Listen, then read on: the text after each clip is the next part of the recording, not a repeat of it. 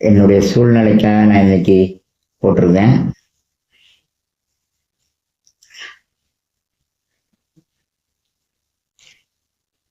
ஒரு ஃபேஸ்புக் யூடியூப்னால நிறைய விஷயங்கள் நான் இழந்திருக்கேன். இன்னைக்கு என்னுடைய வண்டி, என்னுடைய சூழ்நிலை எல்லாரும் புரிஞ்சுக்கிடுவீங்கன்னு நினைக்கிறேன். என்னுடைய சூழ்நிலை ரொம்ப மோசமா இருக்கு.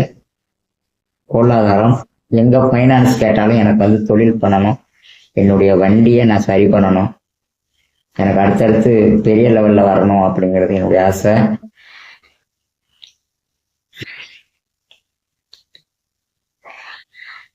அதுக்கு வந்து எனக்கு பொருளாதாரத்துல நிறைய ஃபைனான்ஸுகள் எங்க ஊர்லயவும் நிறைய ஃபைனான்ஸ்ல கேட்டு பார்த்துட்டேன். எல்லாருமே ஒரு மாற்றுத்திறனாளி அப்படிங்கிற ஒரு வார்த்தையை தான் வைக்கிறாங்க. ரெண்டாவது, எனக்கு ஆள் இல்லை, யாருமே இல்லை, சொல்ல தெரியல. என்னுடைய சிஸ்டர்கள்கிட்டயே போய் கேட்கும் போதே ஒரு பிள்ளைலாம் என்ன சொல்றேன்னு தெரியல. எனக்கு என்னுடைய சுயமா நின்று என்னுடைய சுயமா நான் சம்பாதிச்சு சுயமா எவ்வளவு விஷயம், என் வீட்டை திருப்பியிருக்கேன், என் வண்டி வாங்கியிருக்கேன், எல்லாம் பண்ணிட்டேன். ஆனா இப்ப என் வண்டி வந்து ஒரு ரிப்பேரா இருக்கு. என்னுடைய வண்டி வந்து ரிப்பேர் ஆகிருக்கு. அந்த வண்டி என்னால சரி பண்ண முடியல. அது சரி பண்ண முடியாம 4 மாசமா இப்படியே போட்டுட்டேன். எனக்கு அந்த 4 மாசமா வந்து எனக்கு அது பெருசா தெரியல.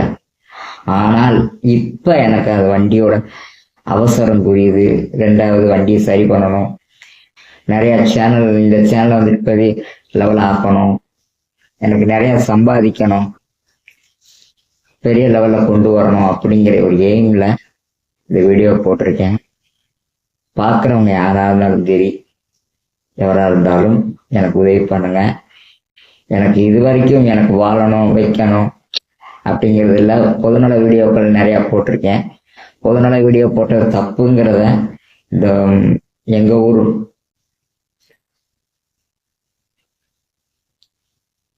ஊர் மக்கள் நல்லா புரிய வச்சிட்டாங்க.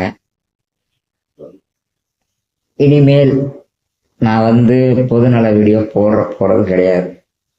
கன்ஃபார்ம், அது 100% உண்மை. பொதுநல வீடியோவும் எதுவுமே நான் இனிமேல் போட மாட்டேன். அது போடுறதுக்கு வாய்ப்பும் கிடையாது. அதை விட்டுட்டேன். இதன் மூலமா நான் தெரிவிச்சுக்கிறேன். பொதுநல வீடியோ என்னுடைய சூழ்நிலைய மக்கள், நல்ல உள்ளங்கள் மட்டும் என் சூழ்நிலையை புரிஞ்சு எனக்கு ஒரு உதவி, சப்போர்ட் பண்ணுமாறு தாழ்மையுடன் கேட்கிறேன். எனக்கு வந்து ஒரு பிசினஸ் பண்ணணும், ஒரு தொழில் பண்ணணும், இனிமேல் எனக்கு வாழணுங்கிற ஒரு இத்தனை முடிவளர்த்து என்னமோ எனக்கு இது 8 வருஷத்துல எனக்கு வாழ பிடிக்கல. அது என்னன்னு எனக்கு தெரியல. எனக்கு திடீர்னு எனக்கு இனிமேல் சம்பாதிக்கணும், நிறைய சம்பாதிக்கணும் அப்படிங்கிற ஒரு மைண்ட் வந்து எனக்கு மூவ் ஆகிக்கிட்டே இருக்கு. சம்பாதிக்கணும், நல்ல நிலைமைக்கு போகணும், இனிமேல் இருக்க எங்க அப்பா அம்மா சொத்தை மட்டுமே வச்சு வீடு வாசலை வச்சு இருக்கக்கூடாது அப்படிங்கிற என்னுடைய தன்னம்பிக்கையை நான் வளர்க்கறதுக்கு எனக்கு தேவைப்படுது. என்னுடைய தன்னம்பிக்கைக்காக எனக்கு இது வரைக்கும் நான் யார்ட்டையும் போய் கேட்டதில்லை. எனக்கு இது நான் ஏற்கனவே சொல்லியிருக்கேன், 2-3 வீடியோவில் சொல்லியிருக்கேன். நான் அது அதிகமா யார்ட்டையும் போய் கேட்க மாட்டேன். என்னுடைய சூழ்நிலையை தான் பார்ப்பேன். ஆனால் இப்ப எனக்கு தேவை, நேரடியா எனக்கு தேவை. சொந்த பந்தத்திட்ட எல்லாருமே ஒரு மாற்றுத்திறனாளிங்க மேல பிரிச்சு தான் வச்சிருக்காங்க. நானும் அவங்க கூட அதிகமா சேர்றது கிடையாது. தனிமை. என் வீடு, என்னுடைய இடம், இது மட்டும்தான் நான் பார்த்துக்கிட்டு இருக்கேன். வர்றவங்ககிட்ட பேசுவேன், அவ்வளவுதான். சுயமா என்னுடைய பிரச்சனையை நானே பார்த்துக்கிட்டு இருக்கேன். எனக்கு தன்னம்பிக்கை இனிமேல் மாறணும். அதிகமா பழைய இல்லாம பழைய, அதாவது முதல்ல இந்த மாதிரி நான் கொஞ்சம் தொழில் பண்ணணும், நிறைய சம்பாதிக்கணும், நிறைய விஷயங்கள் பண்ணணும் அப்படிங்கிறது என்னுடைய ஆசை. ஆனா நான் இதுவரை பணத்தை நான் எதிர்பார்க்கல. ஆனா இப்ப நான் பணம் தேவைங்கிறது எனக்கு மனசுக்கு தோணுது. பணம் காசுகள் தேவை, அதுக்கு நம்ம சம்பாதிக்கணும். அந்த சம்பாதிக்கணுங்கிறதுக்கு அதுக்கு எனக்கு மூலதனமான இருக்க முதலீடு என்கிட்ட இல்லை. என்னுடைய வண்டி எடுத்திருக்கேன், அந்த வண்டி ரிப்பேரா இருக்கு, அதை என்னால ஓட்ட முடியல. என்னுடைய சூழ்நிலைய உங்களுக்கு சொல்லிக்கிட்டு இருக்கேன். என் கூடைய பழகினவங்களையும் ஒரு லோன் வாங்கி கொடுங்க, எனக்கு ஒரு ஃபைனான்ஸ் எடுத்து கொடுங்க அப்படின்னு சொன்னாலேவும் நீ கெட்டலன்னா என்ன செய்வேன் அப்படிங்கிற ஒரு வார்த்தை. அதாவது இது வரைக்கும் அவங்கள்ட்ட எந்த உதவியும் நான் கேட்டது கிடையாது. ஆனா இந்த ஒரு வார்த்தையை சொல்றாங்க. அவன் 1008 கடன்ல இருக்கான், ஆனா அவங்களே கெட்ட முடியாம கேவலப்பட்டுதான் இருக்காங்க. ஆனா அவங்க என்னை திருப்பி கேட்கிறாங்க, நீ கெட்டாம போட்டனா என்ன பண்றேன். என் கூட ஒன்னா உட்காந்துருக்க ஒரு ஆளு உட்காந்து என் வீட்டே உட்காந்துருவாப்புல, போவாப்புல, வருவாப்புல. அவங்களே ஒரே வார்த்தை என்னன்னா, நீ கெட்டாம போட்டா என்ன செய்வேன் அப்படிங்கிற மாதிரி தான் பேசுறாங்க. அதே போல பைனான்ஸ் கேட்கிற இடத்துல என் வீட்டு பத்திரம், இடத்து பத்திரம் எல்லாம் நான் போய் கொடுத்தாலும் கூட யாராவது இருக்காங்களா இல்லையா, கூட யாராவது இருக்காங்களா இல்லையா அப்படிங்கிற லெவல்ல தான் வருது. என் அக்கா அவங்களை கூப்பிட்டு வர சொல்றாங்க. எங்க அக்கா அவங்களை கூப்பிட்டு போய் கேட்க வேண்டியதா இருக்கு. இது எனக்கு ஒரு மனசு ரொம்ப காயமா இருக்கு. நான் வாங்க போற கடன்களை எனக்கு ரொம்ப சிரமமா, என்னத்த சொல்றது, இல்லைன்னா வீட்டுல பொம்பளை ஆள் இல்லை அப்படிங்கிற. நான் மனசார ஆசைப்பட்டவ எங்க இருக்கான்னு கூட எனக்கு தெரியாது. அவன் என்ன பண்றான்னு கூட எனக்கு தெரியல. இருக்காளா இல்லையா, என்ன பண்றான்னு எனக்கு தெரியாது. அதோ ஒருவேளை என் கூட இருந்தால் கூட என்னுடைய கையெழுத்து போட வச்சிருவேன். நாமினிக்கு கையெழுத்து வேணும்ன்றேன். அதாவது என் கையில வாங்க முடியாது பத்திரத்தை அப்படிங்கிற அளவுக்கு போய்கிட்டு இருக்காங்க.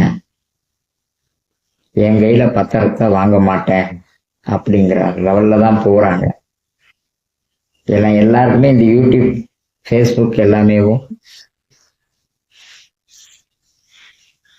மிகப்பெரிய என் வாழ்க்கையை மாத்தி பிடிச்சு. தெரியாம ஃபேஸ்புக் எடுத்துட்டேன். இது வாழ வைக்குதா சாக வைக்குதான்னு எனக்கு தெரியாது. வாழ வைக்கணுங்கிறதுக்காக இதை மறுபடியும் இதுல யூடியூப் வீடியோ போட்டுட்டு தான் இருக்கேன், எல்லாமே பண்ணிட்டு தான் இருக்கேன். எனக்கு யாருமே இல்லை. அம்மா அப்பா இருந்த பிறகு நானே தன்னச்சியா எல்லா வேலையும் இறங்கி பார்த்துருக்கேன், எல்லாமே பண்ணியிருக்கேன். இன்னைக்கு ஒரு பைனான்ஸ்ல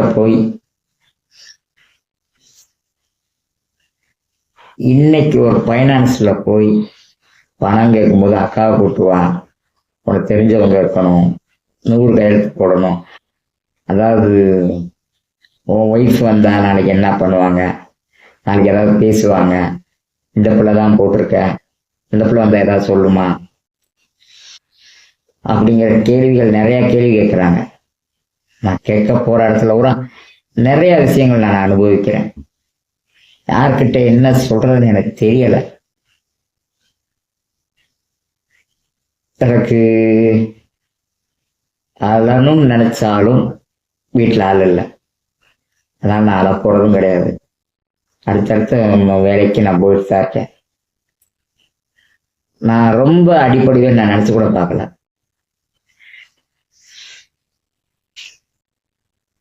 எனக்கு பிசினஸ், என் வண்டியை இப்ப ரன் பண்ணணும். எனக்கு அதுதான் என்னுடைய வண்டி ரன் பண்ணணும். அதுக்கு 25,000 தேவை. மேற்கொண்டு என்னுடைய அடுத்த பிசினஸ் ஒண்ணு நினைச்சிருக்கேன். அந்த தொழிலை நான் பண்ணணும். அந்த தொழிலை பண்றதுக்கு என்னை விட சின்ன பயல்கள்கிட்ட கூட போய் பத்திரத்தை பைனான்ஸ் கூட கேட்க போனாலும் என்னை விட கெத்தா தான் காட்டுறான். நிறைய விஷயம் காட்டுறான். என்ன சொல்றதுன்னா, என்னால நம்ப முடியல. நான் இருக்கும்போது, நான் பைனான்ஸ் பண்ணும்போது இருந்த சின்ன சின்ன பயல்கள்லாம் இன்னைக்கு நிறைய விஷயங்கள் என் வயசுக்கு அவங்கள்ட்ட போய் பணம் கேட்கறது கூட எனக்கு ஒரு சங்கடமா இருக்கு. 1க்கு 2 தடவை போய் கேட்கறது எனக்கே அசிங்கமா இருக்கு. யார்கிட்ட கேட்பேன்? என்னுடைய சூழ்நிலைகள் மக்களான உங்கள்கிட்ட கேட்கிறேன்.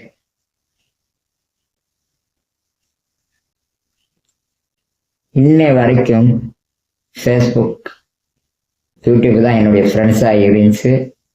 யூடியூப், ஃபேஸ்புக் தான் என்னுடைய ஃப்ரெண்டாவே இருந்துச்சு.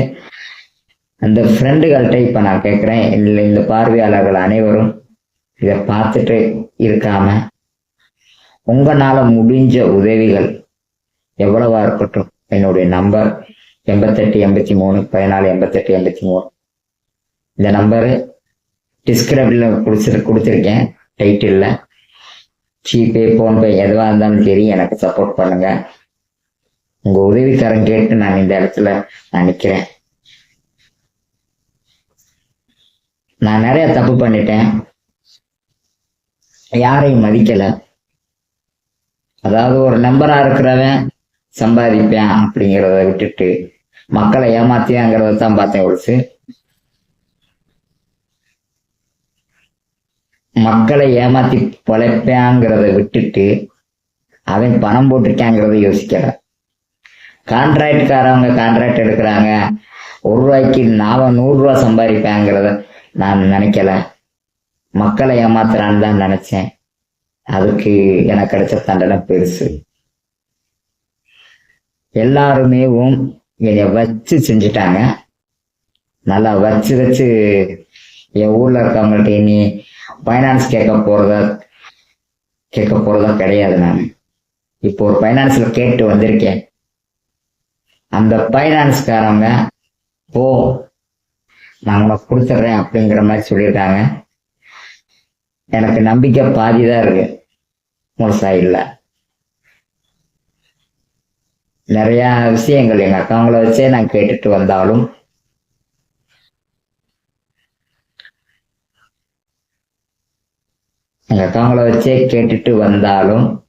எனக்கு சில விஷயங்கள் தடங்கலாகிட்டே இருக்கு. அது காரணம் என்னுடைய தனிப்பட்ட பர்சனல் வாழ்க்கையா கூட இருக்கலாம். என் ஒய்ஃபாவும் இருக்காங்க. அவ என்னைய இல்ல, நான் பழகல வைக்கல அப்படின்ட்டு அவ போயிட்டா. அவனால நான் யாரையுமே மதிக்கல, அது ஒரு பாதி. 2வது, யூடியூப் சேனல்ல நான் தேவையானவங்களுக்கு பூரா போட்டு வச்சு நிறைய பேருக்கு பொதுநல வீடியோவா போட்டது என்னுடைய தப்பு. நிறைய வீடியோ போட்டேன், மக்களுக்காக நான் போட்டேன். ஆனா மக்கள் யாருமே என்னை மதிக்கல. என் ஊருக்காரங்களுக்காக நான் போட்டேன், என் ஊருக்கார என்னை மதிக்கல. என் ஜாதிக்காரனுக்கு போட்டேன், அந்த ஜாதிக்காரனும் மதிக்கல.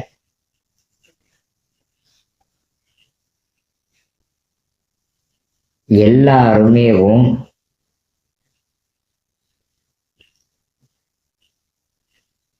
அவரவர் சூழ்நிலைக்காகவும் அவரவர்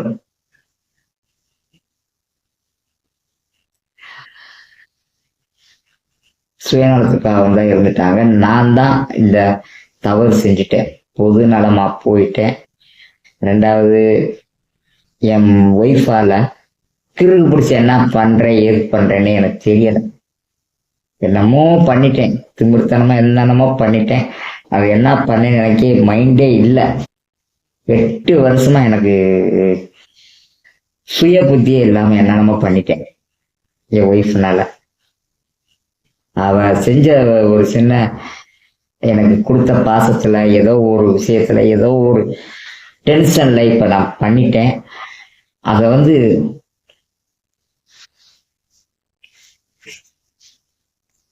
அதனால யாரோட பிரச்சனை பண்றேன், சண்டை போடுறேன், மல்லு கட்டுறேன் அப்படிங்கிறதே தெரியாம நிறைய விஷயங்கள் நான் பண்ணிட்டேன். என்னால பாதிக்கப்பட்டவர்களுக்கும் எல்லாருக்கும் என்னுடைய மன்னிப்பை கேட்டுக்கிறேன். ஏன்னா என்னால அதைத்தான் செய்ய முடியும். வேற எதுவுமே என்னால இப்படிக்கு என்னுடைய வாழ்க்கையை நான் திரும்ப பார்க்கலாம்னு இருக்கேன். என்னுடைய வாழ்க்கையை மட்டும் நான் திரும்ப பார்க்கணும். என்னுடைய வாழ்க்கையை நான் திரும்ப பார்க்கணும். முடிஞ்சா எனக்கு ஒரு உதவி பண்ணுங்க. முடிஞ்ச அளவுக்கு மக்களால எவ்வளவு மக்கள் எவ்வளவு சப்ஸ்கிரைபர் எனக்காக இருக்கீங்க. இங்க எல்லாரும் எனக்கு ஒரு உதவியா எத்தனை மக்கள்கள்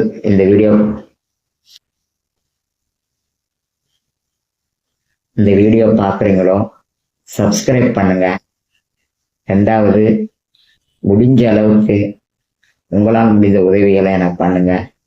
எனக்கு என்னுடைய வண்டியை சரி பண்ணணும். ரெண்டாவது, வண்டியை சரி பண்ணிட்டா அடுத்தடுத்த பிசினஸ்க்கு நான் போயிடுவேன். அடுத்து என்னுடைய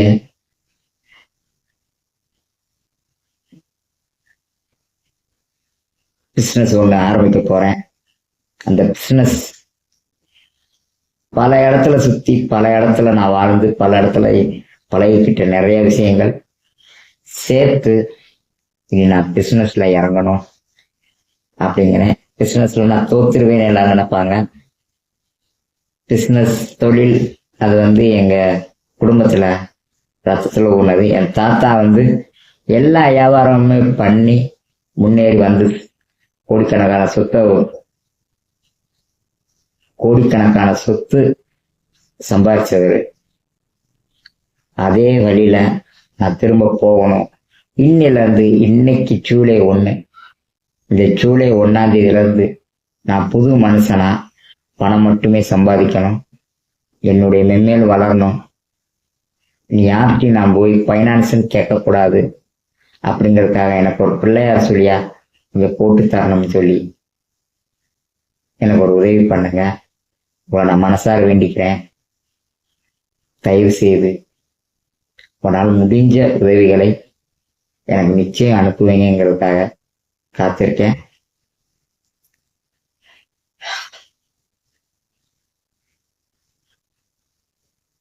என்னுடைய சூழ்நிலையை நான் சொல்லிட்டேன்.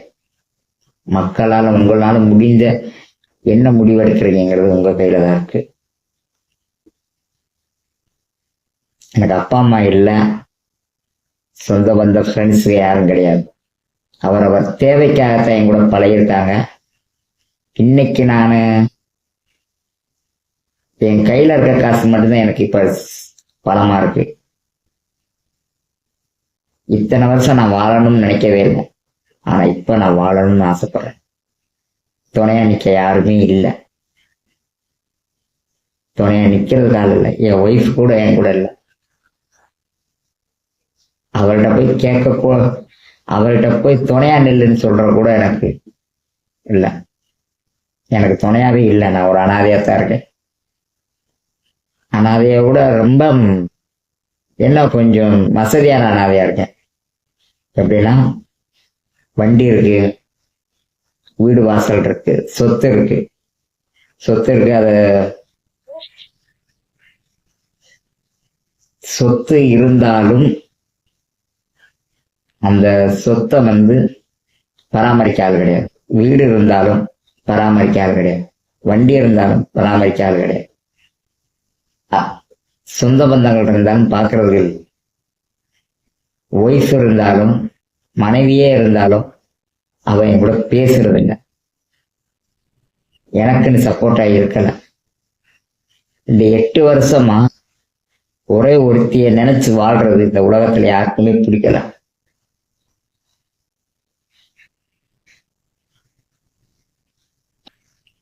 ஒருத்திய நினைச்சு வாழ்றது அவ்வளவு தவறுங்கிறத எல்லாருமே சொல்றாங்க. என்னைக்கு நான் அவளை நினைச்சேனோ அன்னையில இருந்து இன்னி வரைக்கும் இவன் ஒரு பொறுக்கி, இவன் அவன் அப்படிங்கிற குற்றச்சாட்டுதா வருது. ஒழுசு